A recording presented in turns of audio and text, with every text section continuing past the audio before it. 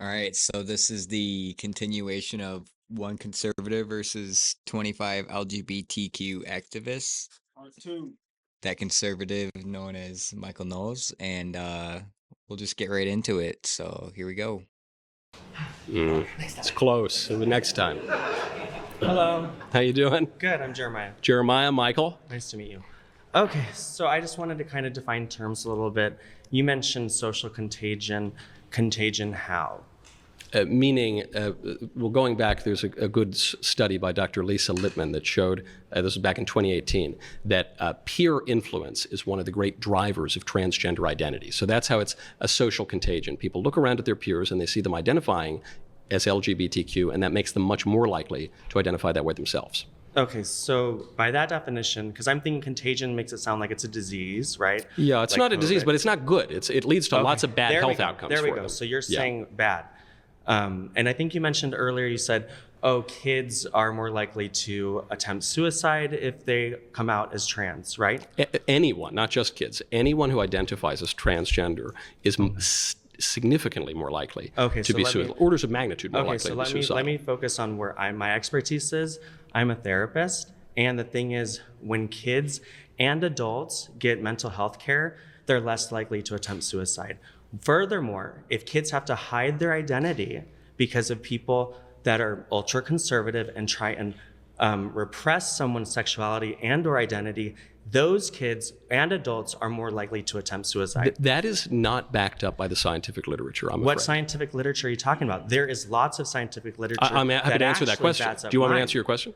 Well, you asked me what scientific literature I'm talking about. I'm happy to answer that question, but maybe you don't want me to. Well, it's not because of that only. It's because you are going to pick stats that support your point of view. We all know that data can be put. What if on I both picked? sides. What if I picked the largest data set on transgender outcomes ever compiled? No, would that be helpful? I want to hear more about how you are actually thinking about this. Well, I'm thinking about this based on the science that you won't let me talk about. Well, no, because you know it undercuts your argument. No, I think that where I'm getting at is that you're thinking about how you view personally because of your transphobic and homophobic views of yourself. Hold on. Where did that come from? I'm just trying to tell you what the science says, and you're trying to just call me transphobic and this phobic. I don't know. I'm happy to give you. I'm happy to give you an answer. You are though. No, okay, I don't have an irrational fear of an imaginary identity. It's so.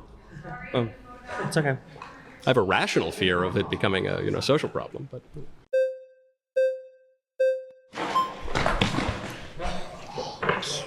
Hello. Hello. All right. So, one of the points that guy tried to bring up was that they're a therapist. That's really funny. They're a therapist. They have no control over their own life. They put their life in the hands of other people, yet they're in control to get certified by going through school to be legal to speak with somebody and tell them and talk to them through their problems.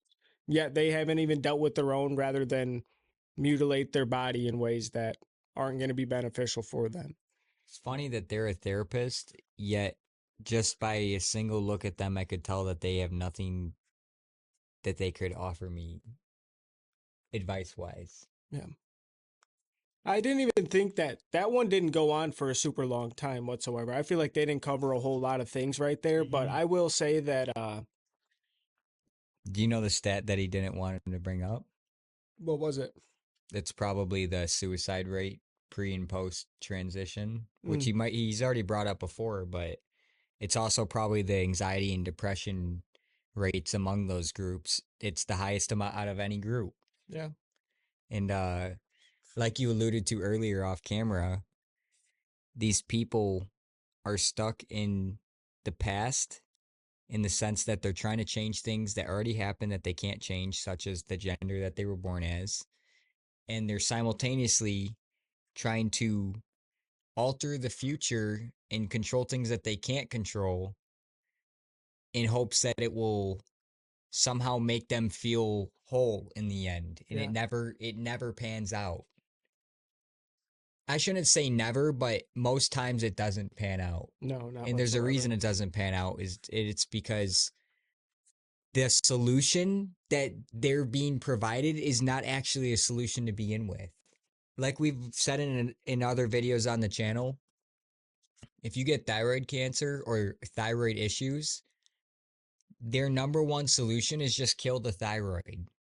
I'm telling you, they aren't coming to us with good they aren't coming to us with solutions with good intentions.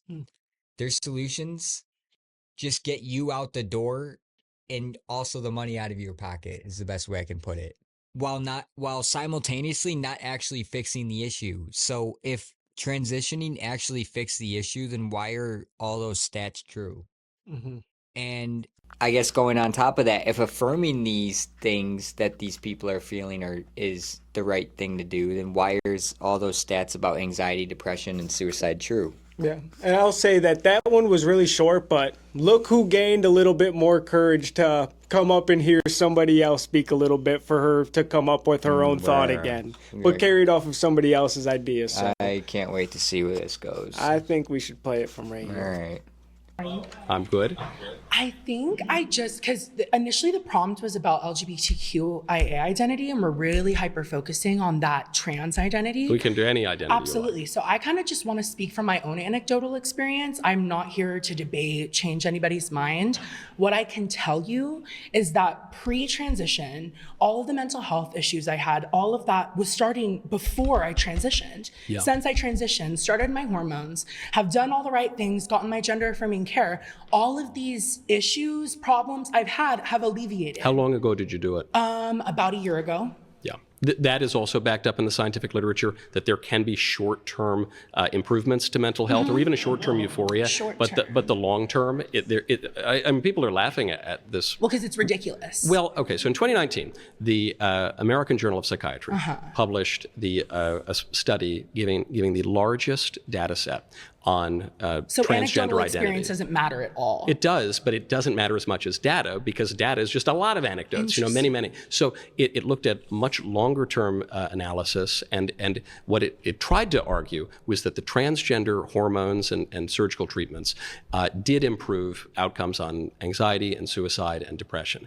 But they had to issue a correction very quickly because there was a methodological error, and when they admitted this... I'm not interested in talking about policy. I'm really talking about... But I'm talking about science, not policy. I understand what you're saying, but I'm sitting here in front of you as a trans woman Yeah. who is telling you that every issue I've had before, mental health problem before I started my hormones, is gone. And I'm telling you, statistically, it's going to come back. You're wrong. Like you can't predict the future. The science. Like I don't know. I'm not predicting the future, and maybe you'll be one of the lucky few. I guess my point is this. If you look at not just one anecdote, but and actually your anecdote actually fits into the scientific literature. It doesn't. It does. It doesn't. I've been a trans person since I was a child. I've experienced the gender dysphoria my entire life. And the second I got on my hormones, everything started improving. You started doing it a year ago. About a year ago. I've also been socially out as a gender ambiguous person since I was 22. Sure. You don't know anything about my medical history. I'm not claiming to know anything about your medical history. You're trying to claim that you know about my medical history. I certainly have not. When have I done that? Then in the future, I'm not going to be okay. No, I'm not saying that either. I'm saying statistically, you probably won't. And I'm saying that the largest data set. How many trans women do you know? Trans people, I'd love to know. Apparently not enough. Clearly not enough, babe. What I'm telling you, and I know you're talking over me because you don't want to hear this, but what I'm telling you is the largest data set, the largest study ever conducted to follow the long-term outcomes of transgender identifying people, found that not only did their suicide rates and depression not improve, their anxiety actually went up. And so what I'm telling you is, if you're feeling a kind of euphoria that pretending that you were the opposite sex has made you feel better. Pretending I'm the opposite sex. Yes, you are pretending. Lovely. And I don't think that it's respectful to lie to people. I'm pretending pretty good, don't you guys think? Yeah? You're not pretending pretty good. I think everybody else here. I think you might be really angry with me for telling you the truth. I feel like I'm remaining quite. You're remaining relatively calm, but I think you're angry. I think you're probably not thrilled that I'm telling you that you're not really. I don't care. Do you not? You're sitting here talking to me. It seems like you care a lot. I'm here to give context to a conversation that you clearly know nothing about. You don't know any trans. Do you know personally any trans people? You never really. I know a number of people who identify as trans. And so they're not. I know some who have gone back the other way because it was ruining their lives. I'd love to hear. Yeah. You'd love to hear about the people who regret it. I'd love to hear who they are. Oh, I don't know. I was just with a couple of them the other night Okay, at what a are their political names? party. Well, Chloe Cole would be probably the most famous example. Okay. I don't And know if how's you've she seen her doing? work. She's doing much better now. I've interviewed a number of people who have detransitioned on this show. The only reason I'm mentioning the detransitioners is you might think that it's really nice to affirm you in your delusion that you're the opposite It's not sex. nice. It's I have to do it. If You I don't have to didn't do it. start my gender hormone therapy, anything like that, I wouldn't be here right now having Why? this conversation with you because of gender dysphoria. Because what? You would have... I just think that there are a lot of avenues that could have happened if I didn't Such as? start my hormone. I just don't think that the broadness that you're bringing to the table right now I'm is useful. bringing scientific specificity and Also, logical you told precision. me that you've met a detransition person, but I'm A number asking of if you them. know a transgender woman. I know people who identify Okay. as transgender. And how are they doing? Not well. Really? Yeah. And statistically, it's a good line. That was off camera. They said because they know me. Statistically, 32 to 50% of people who identify as trans will kill themselves. And that's really bad. And I think that if there's anything we can do to improve But do we that know number... about like their access that they have to hormone therapy? Do we know about any access Yeah. to medical care? Yeah, it doesn't, okay, what is it? It doesn't improve. That's what I was trying to tell you about the study. I'm waiting. The suicide rates don't improve after they access all of that supposed Where care. did you get that from? I'm very interested. From the American Journal of Psychiatry.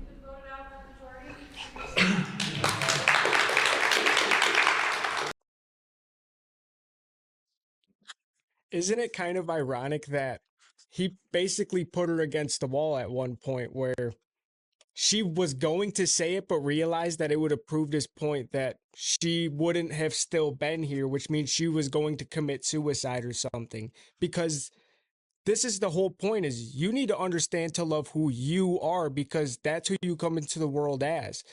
This is the whole point of them running or killing themselves over their identity, because if they're not willing to change and get a penis instead of a vagina, then guess what? They will go as far as killing themselves because they're running away from that identity that they don't want to be so bad.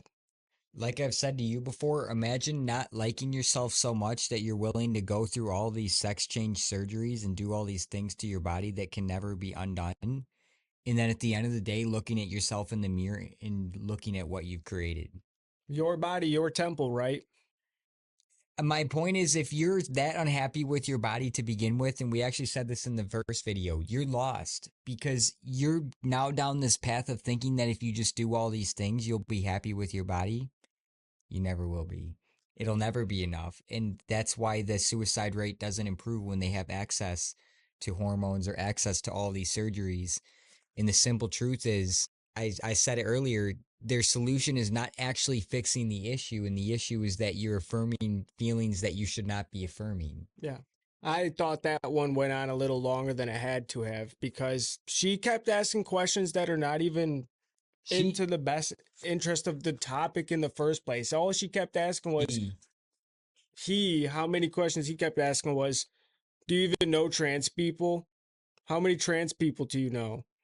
He said that he wasn't interested in speaking about the facts or the politics of it.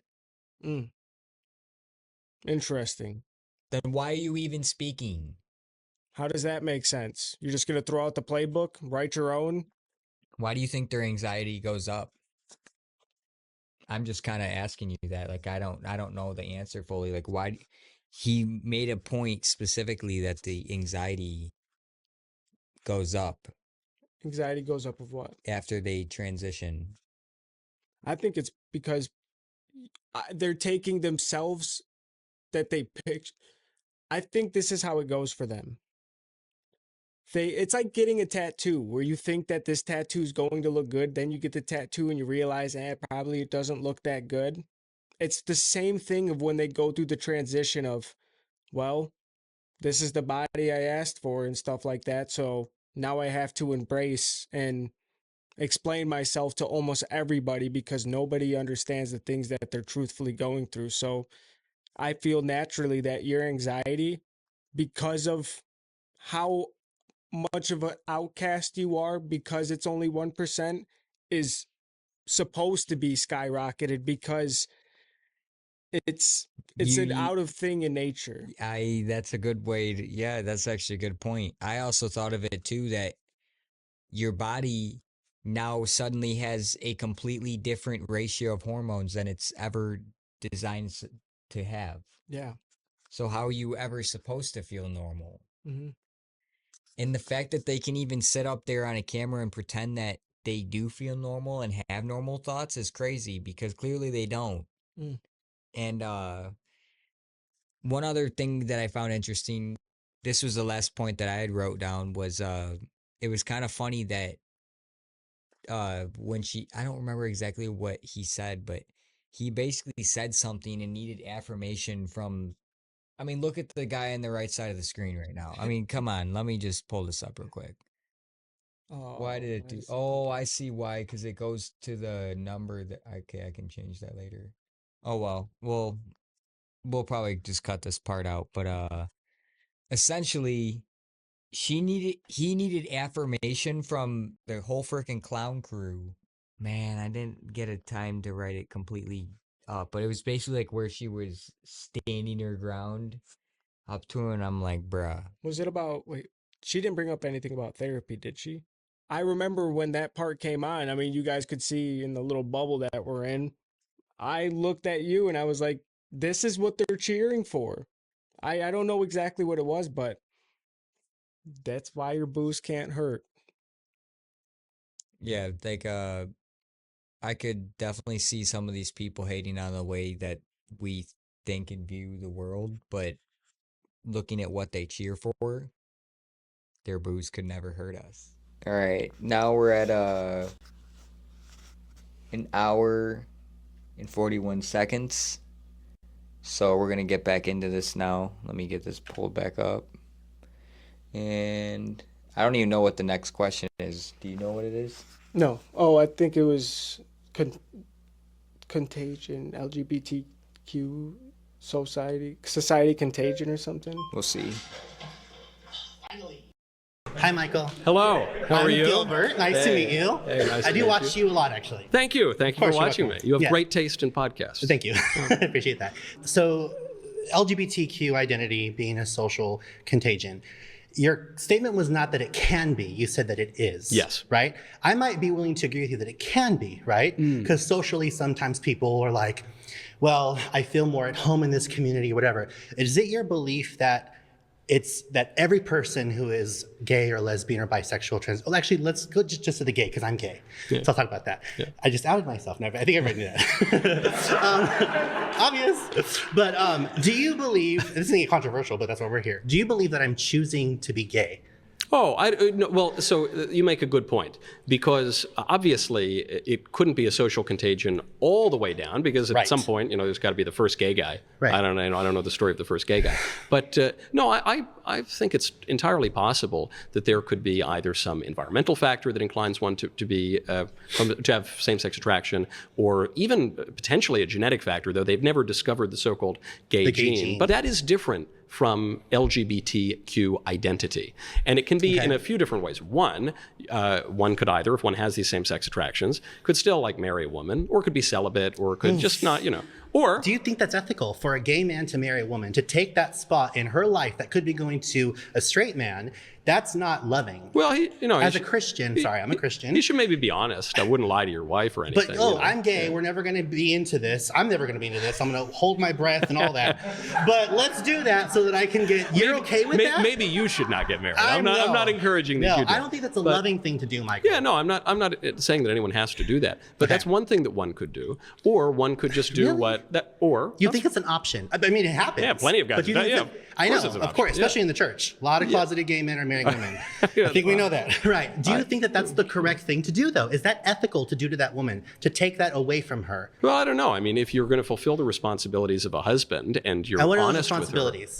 I don't know, like provide, keep a roof over their heads, have children, so be her raise father. the children. Okay, the children part. No, don't be her father. Okay. Don't be her well, father. you said, you have the provision. Okay, I can do that. But you said have a children. How can I have a child with her? You would, do you want me to spell it out? I don't. As a gay man, how can I have a child with her? Well, listen, so I've got Okay, I lived in New York. I lived in LA. I went to the gayest university in the world. I know a disproportionate number of guys who are a little light in the loafers. Some of them probably could marry a woman. Maybe some of them could not. So they don't have to. It's external for you then. As long as it appears to be a certain way, it doesn't matter what's going on the inside. Is that what you're telling me? No, you're asking me how can a man and a woman make a baby, even if the guy's not that into it? Yeah, And I but said, I don't know. Your mileage may vary. Of dated a marriage. That's what I'm trying to get to the heart of the issue, quite literally, the heart of a gay person to be ethical and to live their life ethically. I don't think your sexual attractions constitute the entirety of your being. Oh, I agree with that. Yeah. But in this so context, then I don't think that's the heart of a gay person. But I think it's but just it is an aspect part of my you. identity. It's an aspect of you. Your prompt is about identity. Yeah, right? but I guess I would go even further. I know guys who are, they didn't marry women and they, hang out just themselves and everything. Okay. And but they wouldn't call themselves LGBT activists. They don't wave the rainbow flag. Right. They think that movement really doesn't speak for them. I agree. I understand. And so I think that would be a distinction. Yes. In that kind of social contagion. Okay, so we have some middle ground then. So somebody can be gay, but not make it this activism part. Yeah, that the identity is actually different from, as a point that you've explained very well, that others were missing, I think. It can be an aspect of your desire or whatever. It doesn't have to be your identity, which that has clearly become a social contagion. The totality of your identity, but it is part of your identity, Michael. My being gay will never change, so it is part of who I am. Yeah, maybe. I mean, you don't need to like shack up with a man. You can. I'm not saying you can't. So you think that I should be celibate? Well, I'm Catholic, so I would recommend chastity and all the rest. But right. That's up for you to decide. I'm not saying you have to do that. For all of human history, fellas have done odd things together. Okay. Pause. You can vote out from your seat. It was a pleasure, Michael. Such a pleasure. Pleasure's all mine. Thank you.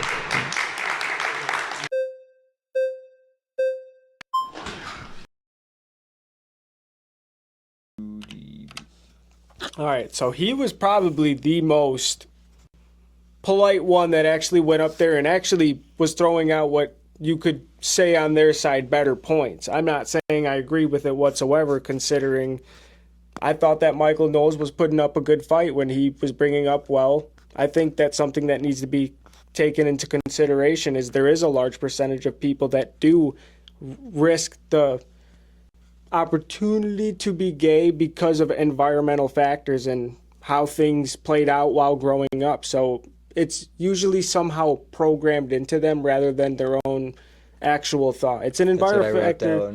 Yeah, and then that guy also did bring up religion, that he's Christian. I highly dislike that people will just wear that crown however they please and only abide by the certain rules that they want to abide by and think that they're doing any justice by just saying they're a Christian when they're not practicing what they're preaching. I find Adam a lot and Eve, wrong. not Adam and Steve. Dude, what? Adam and Eve, not Adam and Steve. We need to throw a picture. We need to throw a picture up on the screen. I just thought of that. That's funny. That's good. Wow. I kind of wrote down this part. I said being gay is easy in 2025. And I think a big part of being gay that people don't want to acknowledge is that it's environmental affirmation, and then also chemicals nowadays. Like, I think chemicals have introduced an entirely different aspect of being gay. And then you could also say social media and schools and the complete feminization of boys. That's a big part of it too. I think being gay is normal. I don't think being transgender is. And I say normal as in, like, I think there's a certain percent of the population, small percentage of the population, that is going to be gay. Yeah. But obviously they're trying to push it onto younger and younger populations, and all that's going to do is just increase the number of gay people. Consider this. Pretty much with anything, if you put it onto children, it's going to increase drastically. Whether it's gambling, whether it's nicotine, whether it's weed, whatever. If you push it onto children and they like it, it's gonna grow drastically. Yeah. So it's in the sense of no wonder the rates are so high nowadays because they're purposely targeting children. Like that's not an accident. Yeah, it's the advertisement to it. It's no different than somebody starting a business and having that business now become favorable by people that want to go there. Another point that I wanted to bring up was they were talking about kids. This is kind of the proof, when you really think about it, that they still haven't figured it out that, like you said, I agree that maybe there is a very small percentage of people that really are gay and lesbian, but I think anything above that, that's where, or bi, after the T, it gets a little wild, and I think they kind of just rope the other people into it, truthfully. But if they're willing to make that sacrifice of same-sex marriage, why are you also willing to take the sacrifice of adopting a kid? That's a good point. I don't understand why you'd want a kid if you're willing to sacrifice what it even means to be in an actual relationship. Something that I wanted to add on to that was I'm a straight man, but I don't make being a straight man my identity.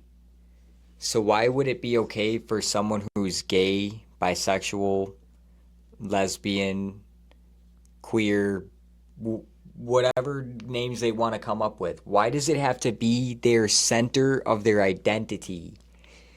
That's the issue that we're trying to basically make clear, is that this has to be a very clear, like, this has to be a semantic argument that's very, very nuanced, because essentially what he's arguing is that it's not the people, it's the identity of saying I am a trans person. I don't have to go around and say I'm a straight person. But how come a trans person has to make it well known to everybody that they're trans and that they transitioned? Or why is it in 2025 that the LGBTQ, like, if you're gay, you have to be loud and proud that you're gay? We don't have to be loud and proud that we're straight. So that shows you that it's an identity and it's a movement. It's not just people existing as who they are. They're trying to actively infiltrate. Yeah. And I know we keep saying that they're trying to infiltrate the kids' minds, but they're also trying to infiltrate our minds too. Our minds in the sense that make us feel bad for speaking up against it when they try to push it on the children or push it into everyday normal life. And let me put it this way as well. They've also infiltrated it in a way that it's embedded in law. You need to abide by law to these people's needs. It's gone that far. You need to oblige. What is it? Oblige? Mm-hmm. You have to oblige by the rules. You have to. You would have to pay money for this stuff if you don't. Clown world. I just have a question for you. Do you think that the way that you're presenting the information here today is counterintuitive to the people in this room to get them to vote in a certain way that helps our party? Am I winning votes for the Republicans right now? I don't know. I'm not with how you do your content and how you project your advocacy. I think I'm fairly persuasive, but my goal right now is not to win votes for the Republican Party. Hold on. There's only a minute. I'm trying to answer your question. You've already lied. You know that you're not, because you've been in here triggering people based on the terminology that you use. I used to be like you. When I was you used to tell the truth in plain language. I used to tell people things just to trigger them. I'm not saying anything. No, that is a totally false accusation. You're accusing me of using needlessly provocative language. No, I might be. So why did you use the word contagion? Why LGBT? Because it is contagious. Not LGBT. I want to know specifically why you chose the word contagion. I said social contagion because it's contagious. Okay. That's why. Does the word contagious have a positive or negative connotation to it? It's a negative connotation. Thank you. So you chose negative verbiage. Yes, I think the spread of LGBTQ identity is a bad thing. I don't agree with a lot of the people that sit in this circle. I agree a lot with you. Thank you. But it's people like you that I have to defend when I stare at these people in their face, trying to convince them to vote for our party. Yeah, but I can't lie just because you want to win votes. It's not lying. It's about meeting people where they're at. That's why I'm happy to do that. I don't think that you do this to actually change these people's minds. I think you do this to sit in that seat for clicks and views. Why do you choose I'm happy to answer. language? I'm happy to answer. Please. Well, I'm using precise language because I want to get to the heart of the matter and not be wishy-washy and mealy-mouthed Is and there not a- understand each other. that? When you choose to stare at these And people tell in them their the truth face with love. and try to convince them that you're right, you Yeah. choose vitriol language to trigger what them. is vitriolic? What The if I word- said that's so vitriolic? You're not an idiot, Michael. You're Well, pretty thank you. smart. I I've appreciate watched that. you for a long I time. appreciate that. You used the word contagion in your statement to provide a negative outcome. What word people would in you the room. prefer to make my point? That's a good question. That's a very good question. I wish you had an answer. That is a very good Maybe question. you would have chosen the I would precise say- word that I I used. would say Yeah. that LGBT is something that can be taught. That's what LGBT, well, LGBT can be taught, but I'm saying the spread of the identity is not merely taught with formal pedagogy, but it spreads through mimesis. Would you prefer that I use that language? No, what I don't would think say that's going to resonate with anybody. What I would say is I have to meet them where they're at. And Yeah. I don't think you choose to do that. I think you choose for this clickbait bullshit Do you? because at the end of the day, I have to stare. These are the people I advocate here in Los Angeles because I have to defend actions like yours. What actions are you so upset about that I I'm upset. that I I'm hold very you- passionate. Don't mistake my passion for upset. Yeah. Thank you. All right. It's a pleasure. Yes, thank you. I have one on me, actually. My next claim is that pride parades should be banned. Well, something that I kind of want to bring up about that part was it's not like he's lying when he uses the word contagion whatsoever, considering it's a growing population that accumulated from, I don't know, 0.3 just years ago and now at 1%, a whopping 1%. So it's like contagion is the absolute correct term to use in that type of debate because they're spreading this type of ideology like a virus, and it's getting to the kids and clearly making them sick in the result of death. You don't have to have a parade down the street to tell everybody that you're straight. Oh, I wish I could now. Seems to be the big thing. I don't know. Maybe we should start having straight pride parades. I don't see what would be wrong with that. We've given them theirs. Maybe we should have straight pride month. Sounds good for me. Maybe Actually, we if should you- have white straight pride month. Whoa, that I'm would not be even good. fully white. I like this idea. I'm not fully white neither. It's go to Saudi Arabia and ask for these things and let me know how this goes. Or maybe Pakistan's a better example. Mm. But like I feel dumbed down that we even have to have this conversation in America. I cannot believe how many people are willing to pull their pants up and walk right up and act like they have a good argument to put up against him because none of it has been in somewhat shape or form entertaining out of pure science. Other than that one guy, everyone else has just come up there to dig at him in some way, shape, or form, or really just try to irritate him rather than get to a good consensus of it and find some middle ground, I guess you could say, or have it civil whatsoever. Like they can't come to their consensus of at least civil dialogue whatsoever. I get what you're saying. It's this whole hive mind mentality. And this part will probably be cut up a little bit. Nah, that's cool. I don't like this idea that he kind of, I don't know the exact words that he used, but essentially the words that he was using at the end is essentially it's like a religious contagion. And if you allow these types of thoughts to develop in children's minds and not be there to help them through those thoughts, they're going to come to the conclusions on their own. And look at the people in this group. Those are the conclusions that they come to when they're left to their own devices. And if you give it a thought in the first place, that means you have gained something else to feed within your own mind. Like, imagine if someone grew up where there was absolute, like, let's say someone lives in like Care Bear Land or something, where nothing bad could happen. That means that they would also have nothing to fear. Because That's interesting. fear is something that is given to you as thought, something to be able to dwell on. Like if someone died in Care Bear Land, you've unlocked a new, I guess Fear. it's something that you could even see in your everyday person, where these people who have somebody pass away or something, or the NFL player who grew up homeless and blah, blah, blah, they've had some type of moment that have awakened them to be able to strive for the top and have that type of thought, if you know what I mean. I get what you're Comparing saying. it to Care Bear Land. They had a seed planted at one point. A seed planted, exactly. That's the best way to put it. And what these people are trying to do is plant that seed into the youth's brain that this type of stuff is okay and it's normalized. And a big point I want to make with this is that I don't think our solutions should involve laws. I think our solutions have to involve societal enforcement, saying, no, we're not going to allow this on a mass societal level.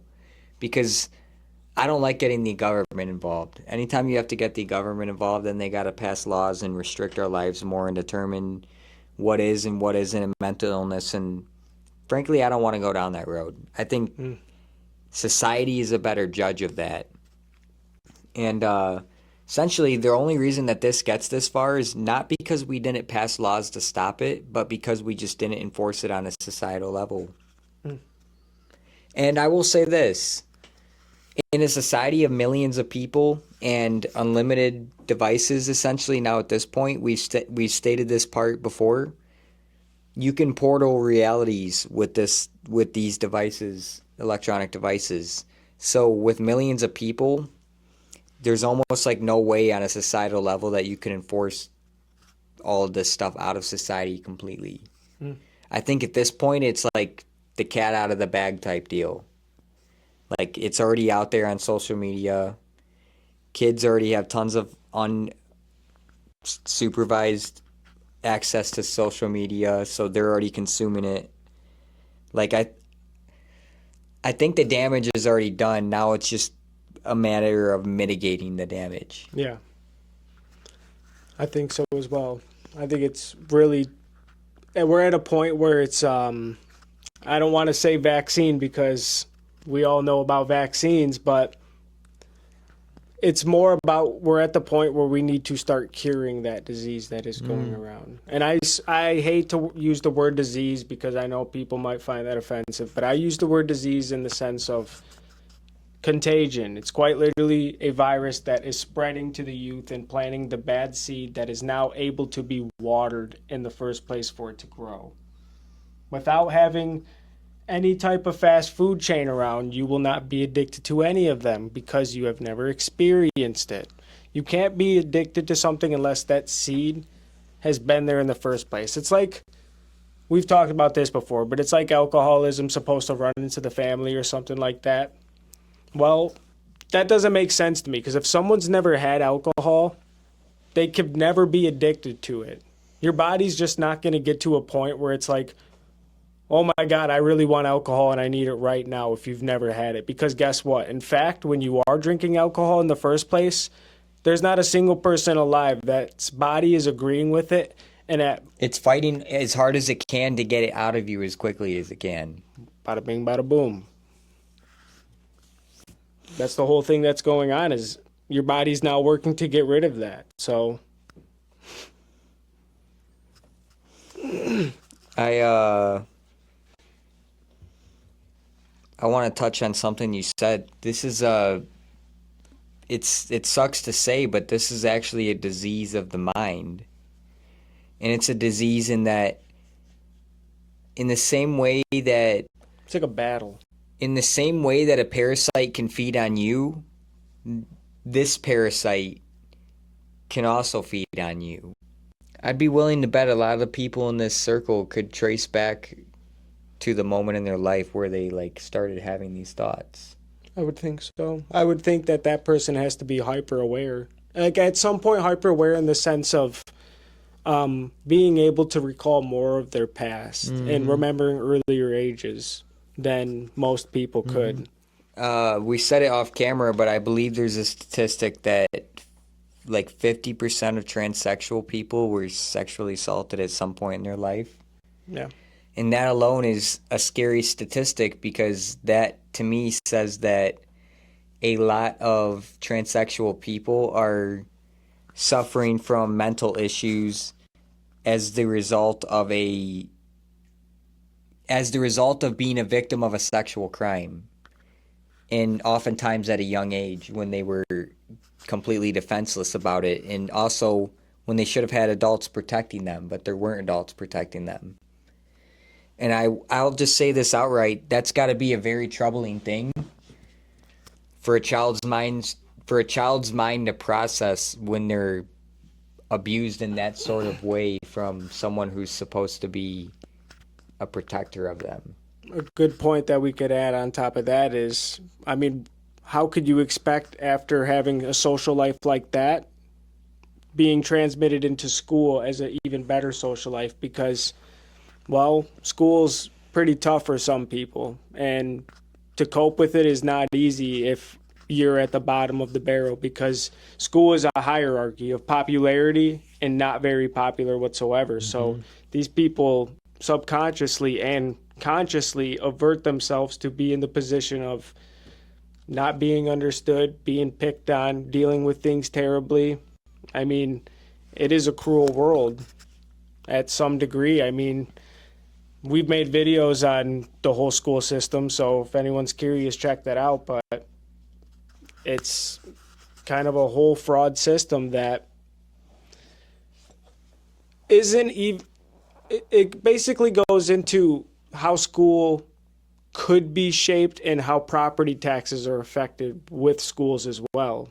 But I just don't agree. I think that a lot of it would have to do with their at-home life and their school life, because again, school can be brutal for some people, and I understand that some people might not have that person to rely on, and like you've said, they don't have a parent to go to, even they don't have an adult to go to, but even more important, in a lot of the cases, it's a parent doing the acts to them. So you don't even have a parent to go to. That's tough.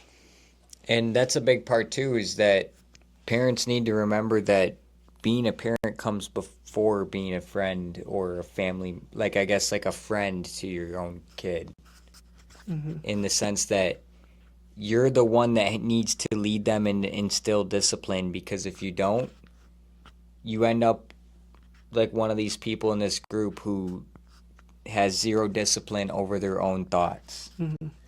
Or I guess I should say zero discipline over their feelings too. They're willing to go as far as getting gender change surgeries just to prove that they have no control or inhibition over their feelings. I'm just going to say it again. I think it's corny that someone would center their entire personality and identity around the genitals that they prefer in bed. As priority. That's what they spend their time thinking about. That to me is the gayest thing ever.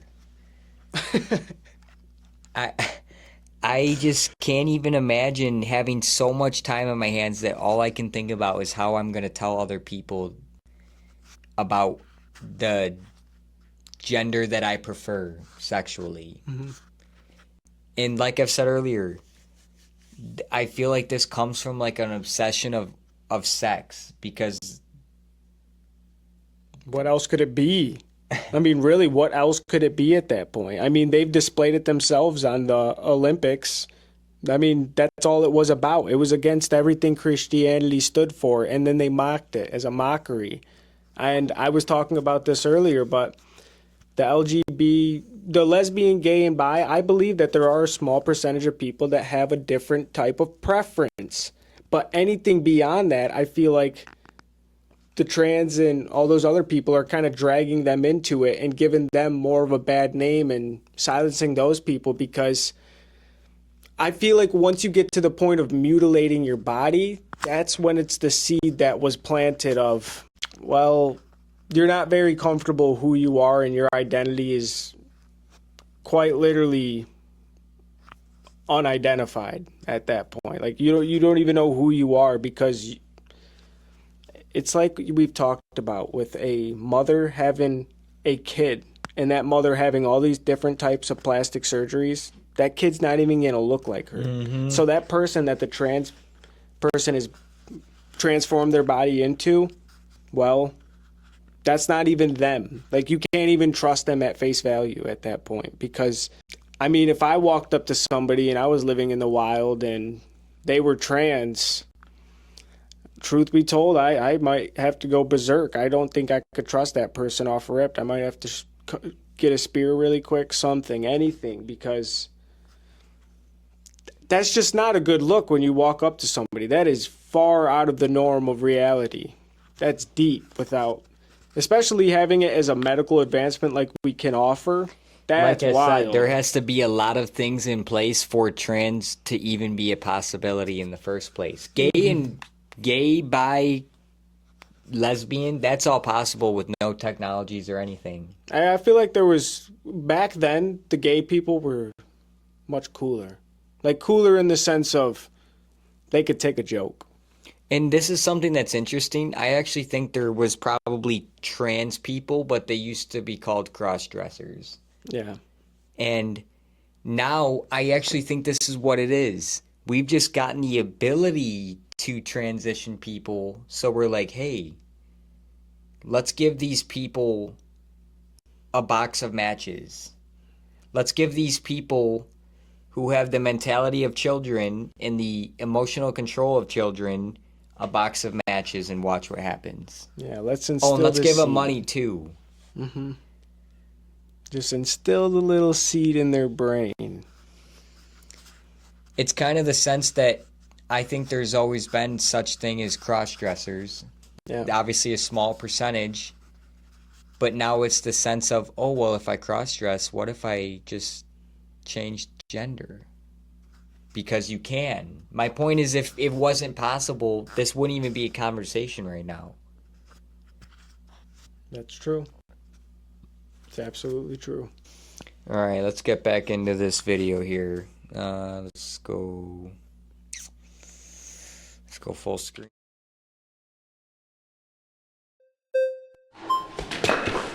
I'm so fast, you guys. That was fast. Hi. Hello? Nice to meet you, Ryan. You as well. So, go on. I think they ought to be banned. Go on. That's my Why? claim. Well, because they're disgusting, and I don't think that my grandmother or my kids or even myself should be forced to see these obscene displays in public. Fascinating. When were you forced last to go to a pride parade? Well, if I'm to walk down Main Street, in many cities in this country, I would be forced for much of the month of June. It seems to have metastasized, so it's not just a day, it's a week, it's a month, it's 2 months. I would be forced to see these kinds of displays, unless I wanted to remain a shut-in and see the public So, square, are there any which I don't other want to things do. that happen in public that you find objectionable that you don't want to have to be exposed to? Yeah. Like what? Women driving too slowly in front of me, that bothers me. But I'm not going to take away women's driver's licenses. But I would say, like the 2024 Pride Parade in San Francisco, when two grown men were urinating on each other in a kiddie pool in front of kids, I think that should be banned. I don't think that's unreasonable. Well, look, I want to make a distinction here between. By the way, that is the thing you have to They be do in say it's wholesome. Yeah, that's They not. do say it's wholesome. Yeah, no. There are a lot of I got to examples. give you this though. You Yeah. are so good at redirecting 3% in the middle of someone else's good point, and I would love to Am do I? this. I'm, Yes. I'm waiting for some good points, but please enlighten me. I got you. So the concept of pride is a lot larger than extreme things you might see on the outlier of the scale of things that happen on Pride. Now, I will grant you that there have been things that happen at Pride, like many other kinds of festivals, that maybe you don't want your kids exposed to, which is why you don't take your kids to them. But No, but Pride they're is often by marketed all- as family-friendly, like the West I'll let Hollywood one. Let me finish. Pride as a whole is about a community of people who have been denied, like you're real good at, existence of for most of time. Denied existence? What does Yes, that yeah. mean? Okay, fine. Public existence. We've been denied the access to being ourselves in public. So, which is an essential thing. So, Pride celebrations are essentially an act of resistance to that and an opportunity for us to come together and be seen, which many of us don't feel safe doing alone. Now, on the corners of things like Pride, sometimes something happens that I don't want to see. Sometimes on the main stage. You sure? Listen, I'm not saying objectionable things never happen. Yeah. But you make They often happen, actually. No. Wait, you don't spend a lot of time at Prides, do you? I don't, but I read the news and I see the main streets of cities. Well, all right, let me just be clear as somebody who has been to many. Yeah. What you're describing is statistically insignificant. It Well, is it's it is a significant to the trivial- people who have to no, see the what you're obscenity. describing. The occurrences are Yeah. statistically insignificant. So you're taking this thing that happens like 0.0002% of the time and Well, applying it to the seems whole like a thing. little bit more. I know you think that, but you're wrong. Yeah. I'm just telling you you're wrong. What's your evidence that I'm wrong? Because I can cite to you all the examples. Sure, and I can cite to you a bajillion examples of inconsequential pride parades. That goes both ways. Of inconsequential. Inconsequential. Didn't it happen? It went. Nothing crazy happened. and Maybe. nobody I mean, cared. just within the last 2 years, I mentioned Yeah. the San Francisco thing, which you say, well, that's something else. Okay. It is. Well, New York City, when the naked guys are riding on the bikes. Mm-hmm. Minneapolis Pride. You had a guy twerking in his underwear in front of kids. Mm-hmm. Governor Tim Walz showed up to that parade. Yeah, happily, I'm not a Minnesota citizen. If you look at, even in West Hollywood, not too far from where we are now, at a supposedly family-friendly Pride event, there was a man, almost naked, who was being choked and whipped by a guy wearing leather, almost like he was a member of the Biden administration. It was totally obscene and inappropriate. So I hear your point. I could go on. I know you could go on. And here's the thing that I find really interesting about this. You have great anecdotes. Anecdotes are not data. Well, you don't Now- have data either. Well, the difference between us is I'm not trying to pretend I have specific data. I don't. I'm telling you, if you take the lived experiences of these 20-something people who are all telling you, Which are anecdotes. yes, more than yours. Okay. But here's How are the they thing. more anecdotal than mine? They were just by anecdotes. Volume, by volume. By volume. Yes. Oh, But God. here's the thing. We need to get more Well- conservatives into this room. I agreed to come into a room surrounded by 20 libs. Here you are. Right. You have a point that things happen that you don't like to see. I'm That are not obs- saying- that are I'm not- obscene. Sure. But you are not speaking as in reference to the majority of what pride is. Now, we can disagree about that. I'm right. But if your contention is, well, I disagree, most of it's obscene, there's nothing to talk about. You're just wrong. So would you agree with me? Oh, you're out. All right.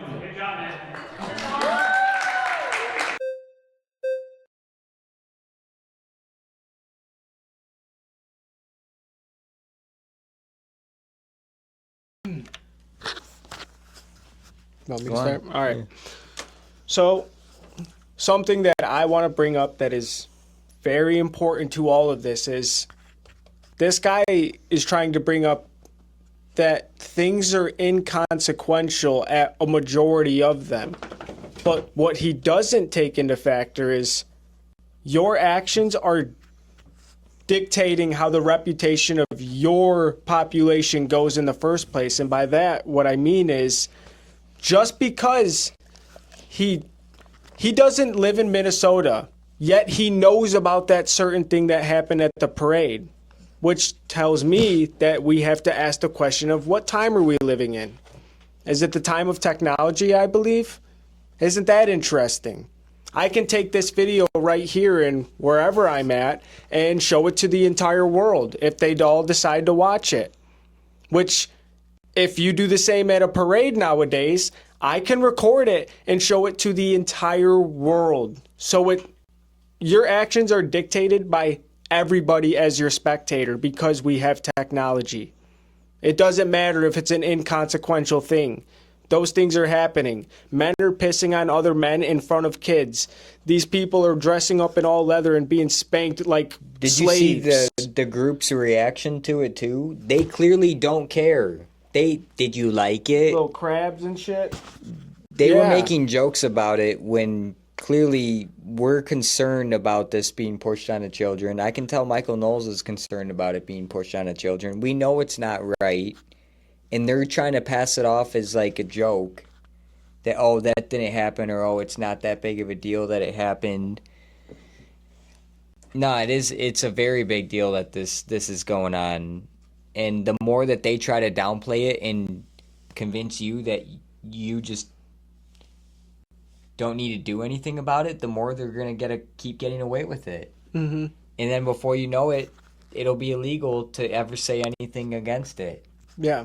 And something this guy also kept bringing up was they've been denied their existence, which is really funny because let's not act like your existence has been here the entire time. Your existence is a brand new concept that you're trying to push onto people.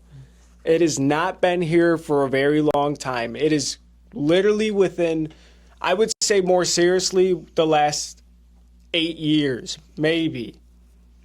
I could be wrong, but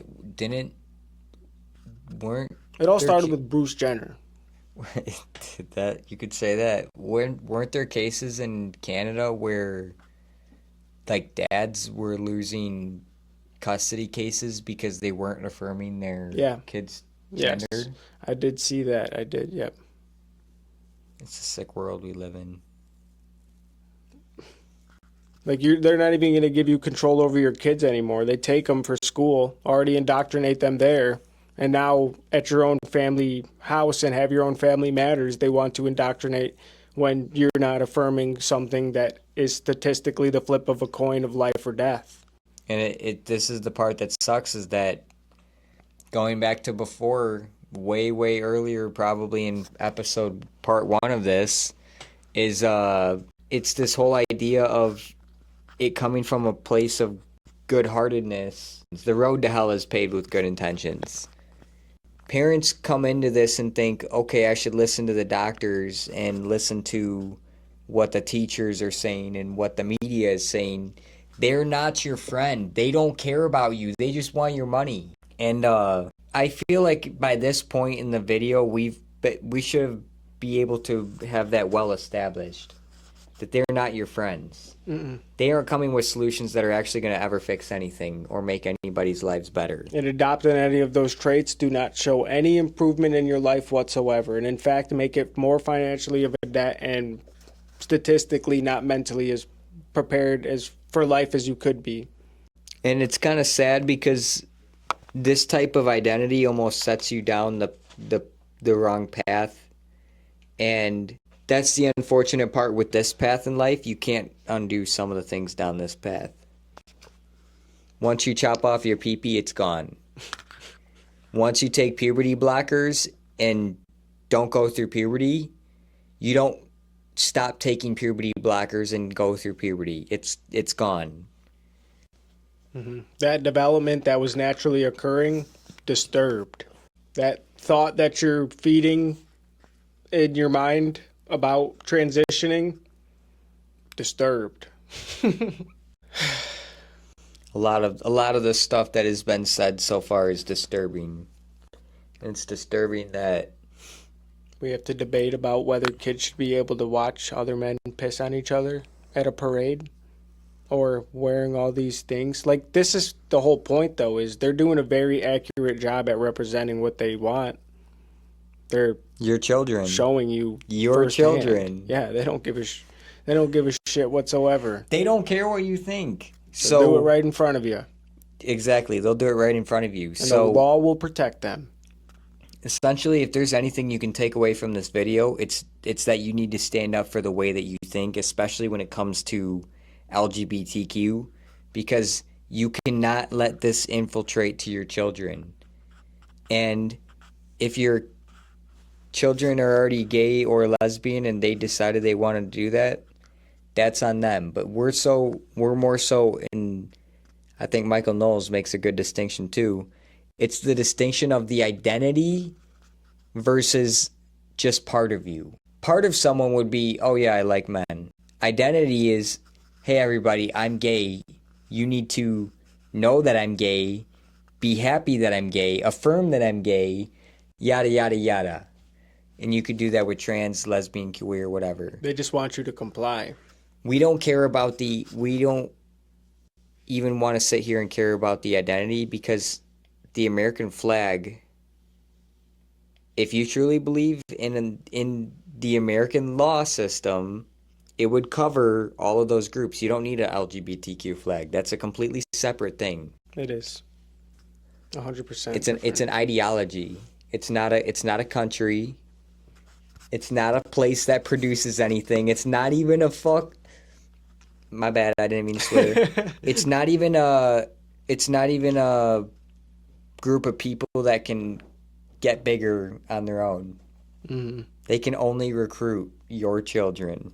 You know what's really wild to think about, though, is they're doing gender affirmation things at such a young age to where these kids have never even experienced what it's like to be a boy in the first place, or even be able to really know the difference between a boy and a girl. Like, on a deep level. On that age, I was just playing. Yeah, like that was never anything that you would boil together in your head or even have that type of idea or water that seed. But man, that is such a wild thing to think that they've never even had their first kiss, and even as a boy got to have that first kiss with a woman before they've decided that they like men only. That's And interesting. get pushed with this whole transition all the way through. Never even had their first kiss. And they want you to go as far as having this equipment that you were gifted with and not even use it. It's kind of crazy because at that age, I was having competitions with my twin brother to see who could catch the biggest bumblebee. Yeah, it sounds like something you would do. It's just, I find it funny because if you give kids space outside to explore and have fun and play in nature, they don't got time to be trans. Some might end up gay, but they ain't gonna end up trans. I can tell you that for free. I mean, that really goes back to the environment factors that we talked about earlier with that's kind of how it dictates your upcoming, which brings me to the point of when you are surrounded in a confined area like four walls, then you have time to water ideas instead of be You're proactive. alone with your thoughts. Yeah, you're literally able to water all the bad things and focus on things that don't necessarily matter because life is much easier than it ever used to be. By that, I mean we have a roof over our head, we have four walls, and we have food, and we have yada yada yada.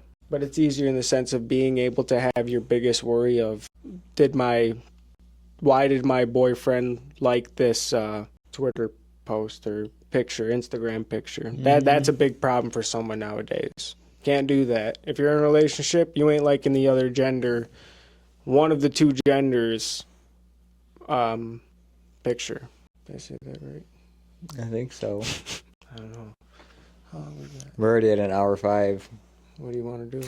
I mean, I say, I don't know. My eyes are getting pretty squinty. I can feel I it. know. I That's feel my why- eyes like burning, kind of. Yeah, I can tell your eyes getting squinty. Yeah, we can wrap this one up. We can make a part 3 for this video. If we feel like we need to. Yeah, I mean, I actually think that we've covered a good amount of Yeah.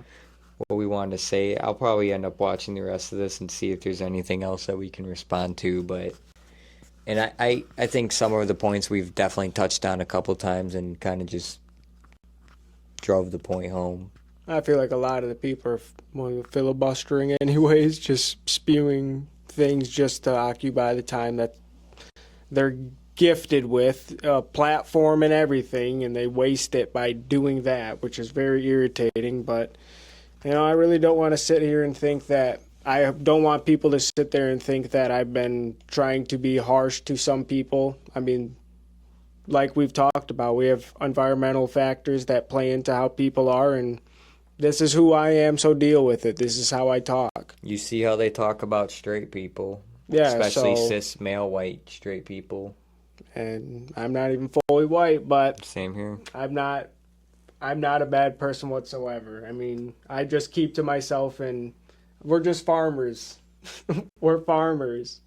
But I hope that I don't trigger too many people. I'm just coming at you from different stances, and these things that I'm saying now would be well accepted even 15 years ago. So where we got lost and out of touch with the present and how things are going now, I worry about how this is going to impact our future, which we're leaving behind. So please like and comment, subscribe for more content like this. And Yeah, I mean, I think we hit a lot of good points on this, and I want our main message to be that this is not trying to attack individual people. This is more so attacking the ideology of LGBTQ.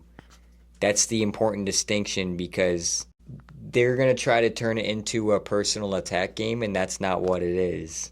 Because if you turn it into what we're actually talking about, which is a semantics game, and Michael Knowles made a good point about it. You have to be nuanced in the way that you speak about these things, because they're going to try to twist your words and make you look like a bad person in front of all of your friends. This is why you need to be mentally prepared and actively be thinking about these things so that you can come up with arguments to fight it in real time. Like, you have to do mental aikido to be able to fight some of these arguments. It's because a debate. It is a debate, but you can see clear as day that they don't actually have real talking points to bring up. It's just feelings, and given the opportunity to bring up real talking points, they'll just talk over you. So it's very telling that they don't have anything from a stance of good faith to bring to the table to argue. And again, I just need to state this. If you think we're being mean, you can see clear as day how they think about us. And I don't feel mean when I say that I don't like an ideology, because I know for a fact people exist that don't like our ideology. Mm-hmm. I don't feel bad for them. They don't feel bad for me. It's mutual. That's the way I see it. But thank you all for watching, and we hope to get more reaction videos out there soon. See ya. Peace.